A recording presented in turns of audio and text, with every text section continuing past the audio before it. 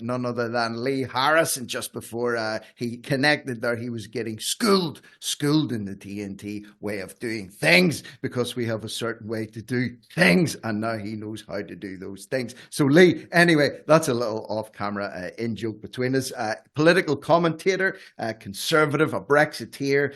You also have a YouTube channel, Lee Harris Media, and you can be found on the Twitter platform at Addicted to News. Welcome to the show. How are you today?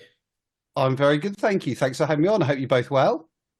Yeah, we are. We are. We're scratching our heads, Lee. We've got little bald spots at the top of our heads because Nat and I are perpetually scratching our domes, trying to make sense of what's going on in the world at the minute. One story in which we're trying to get our heads around is this double standards that seems to apply in everything in life at the minute. There's double standards apply to certain groups, not the other groups. They apply to certain protected groups, not the other groups. We're seeing it this week with regards to jail sentences handed out. The one guy for stickering, 2 years. Another guy, part of a sexual assault gang, gets 180 hours community service. But it goes further than that.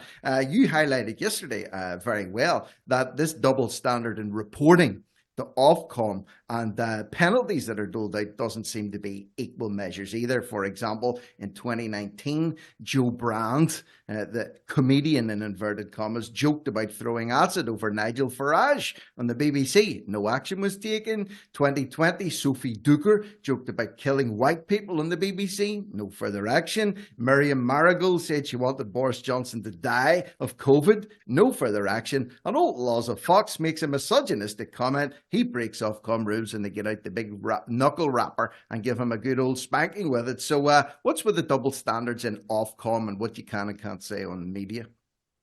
It's just ridiculous. You summed it up nicely there.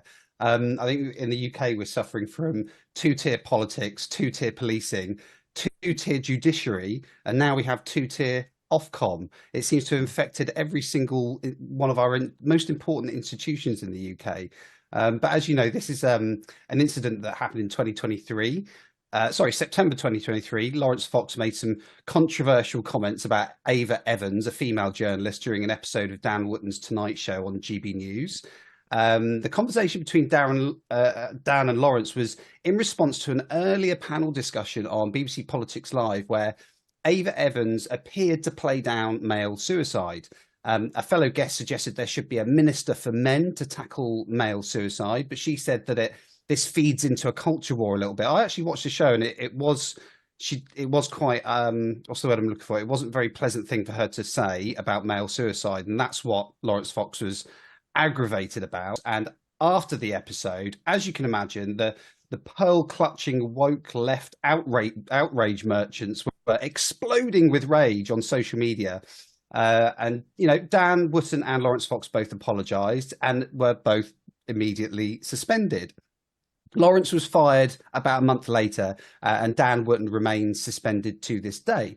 Now, the episode prompted 8,867 complaints to Ofcom, who then ran a 4 or 5 month investigation and just announced yesterday that the show broke broadcasting guidelines. And in a statement, they said, an Ofcom investigation today has concluded that an episode of Dan Wootton Tonight on GB News broke broadcasting rules designed to protect viewers from offensive content. Now, I have a couple of issues with this, probably like most people. Firstly, the statement from Ofcom is ridiculous. The rules are designed to protect viewers from offensive content. I mean, come on. Just a reminder, this was broadcast well after The Watershed. It's a great show, well known for strong opinions and fiery debate from all sides. And importantly, it's aimed at adults. So it's more than a bit patronising to say that we need protecting from, you know, I would actually argue that we need protecting more from some of the dodgy output that you get on Channel 4. But they're the good guys, so they get a free pass. But secondly, and more importantly, this is probably a bit more what you're discussing, whether you agree or disagree with this most recent ruling, it's abundantly clear Ofcom is biased and not fit for purpose. Mm-hmm. And as you've listed off the things that I was going to mention. Sorry, Karen. Can I just say, Lee, I'm no fan of Laurence Fox personally, and I actually thought his comments as a woman, I thought they were pretty awful. But do you know what? He can say them. You know, I mean, he basically said about the lady, rather than argue about what she'd said, he said who would want to sleep with that. So he made the argument about whether a woman is sexually attractive and whether he'd like to go to bed with her. Personally, I think that's a pretty awful thing to do. But you know what? It's just reflective on him.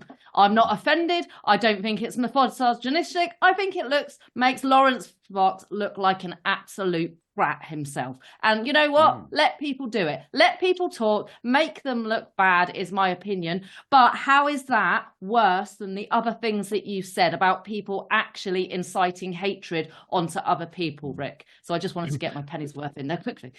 No, well said, and as well, just picking up on what Lee has also pointed out there. If whether you love Laurence and Dan, or you hate them, or you agree with what they say, or you don't agree what they say, this isn't about them, and it's not about what they said. It's about the application of censorship or Ofcom guidance equally to every party. So if you're going to come down hard on Laurence Fox and Dan Wootton, or whoever it happens to be, then you should come down equally hard on everybody, for example, that makes comments about throwing acid on someone, which is a stupid thing to say, equally daft thing to say, or wishing someone dead. You know, you may not like people, but for me, wishing people dead, it usually comes back on yourself in a bad way. So I tend to avoid things like that, but yet there's a lot of other people are happy to say it, and you know what? That's their freedom of speech right to do it. But I think the application needs to be applied equally to all. Otherwise, it makes a mockery of the so-called regulator, which is called Ofcom, and they are a farce as far as I can see at the minute. Yeah, I mean, I agree. You know, Laurence said himself that his comments weren't a reflection of himself, and I agree. It was a distasteful comment. And I think he himself admits he probably shouldn't have said it, but you nailed it, Rick. The double standards are absolutely eye-watering. You know, it seems if you're on the left, you get a free pass, and if you're on the right, they throw the book at you. If you do not have left-wing opinions, the system is genuinely rigged against you. You know, I get the feeling that if Laurence and Dan were lefties, and this incident that happened on Channel 4, just like all the, in my view, worse incidents that you just listed that have happened before, and say, for example, they were attacking Nigel Farage, you can guarantee the ruling would have been no further action, just like the rest of them. But Ofcom should be scrapped, in my view. I'm not saying we shouldn't have any regulators. I'm saying that they should scrap it and build it up again, because they make it up as they go along.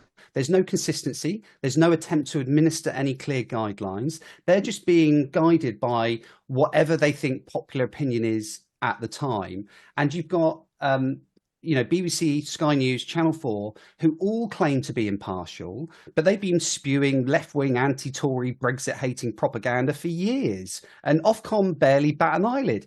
And there's a reason for this, in my view. If you look at Ofcom's board and committees, they are loaded with overpaid ex-BBC staffers.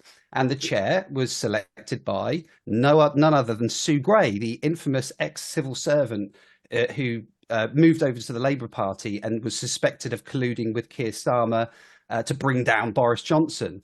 But GB News is growing fast, and it's outpacing other main channels at various points in the day, and they cannot stand it. And in my opinion, they are gunning for GB News. Like you said, the double standards are very, very obvious to people. The reason I started Twitter, the reason I went onto social media in the first place, was because of my perceived bias during the Brexit referendum. BBC were awful, and I hadn't even made my mind up on Brexit at that time.